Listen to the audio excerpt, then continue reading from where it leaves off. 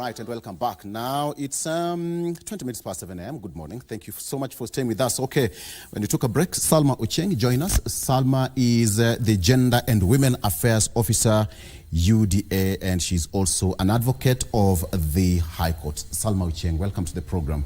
Thank you so much. Karibu sana. Okay, I've got Justin Wamai and Francis Mwangangi, who is the Deputy Governor of Machakos County. All right.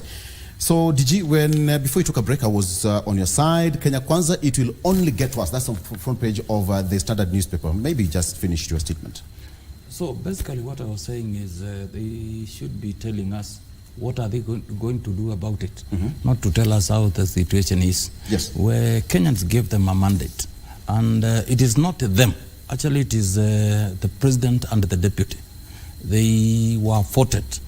And the people making these sentiments are their appointees, people in public offices. We need to be, as leaders, we need to be sensitive on what comes out of our mouth. That might be the case. What they are describing might be the case. But what are they doing to ensure that is not the case and that is not where the country is heading? Yes. That should be the point in my view. Okay. Justina. Now that they Salven Mweshimiwa, you know, one represents Azimio and the other on UDA. Right. I always remind Kenyans that I'm not part of them.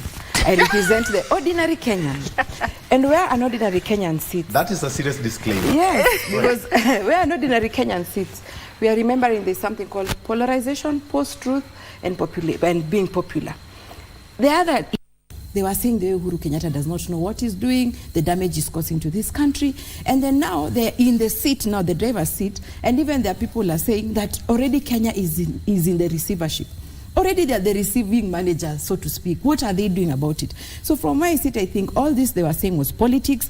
At no point was Uhuru failing. It was just the conditions that were going on. It was the environment. He had no choice. So I want leaders in this country to change how we think or how we do politics.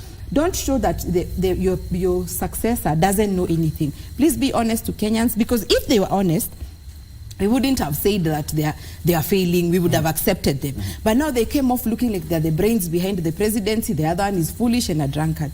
So my challenge to leaders now, as ordinary Kenyans, we are saying that we do not want to hear that globally we are 28th, recovering economy. We don't want to hear those statistics. The ordinary Kenyan is saying we cannot relate to the policies of Kenya Kwanza.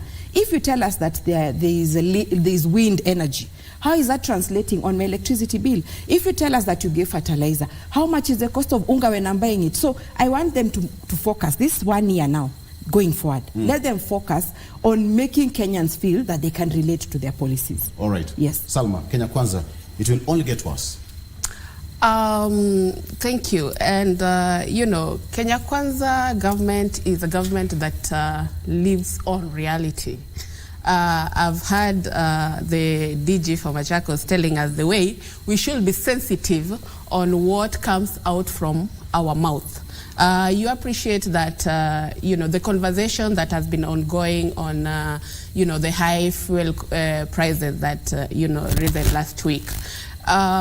The fuel prices, we as a country do not like produce, you know, the crude oil and everything. It is triggered through the international market.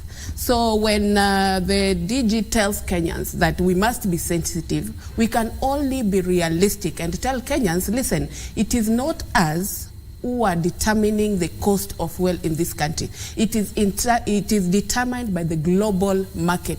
And all the markets, even within the East African countries, the African countries, they are all on the rise. So Kenya Kwanza lives on reality.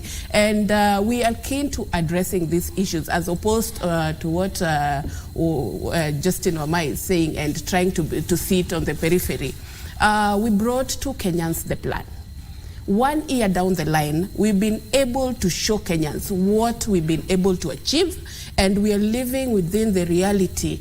We came in when everything was shambolic. You know, we inherited a skeleton sort of government. But 1 year down the line, you can be able to pinpoint 1, 2, 3 things that we've been able to bring back to track. So, you know, you cannot just throw stones and not highlight on the positives and focus only on the negative, which negatives are not our doing, but affected by other factors. I'll get into that discussion. That's why I decided not to ask a question. I will ask you questions.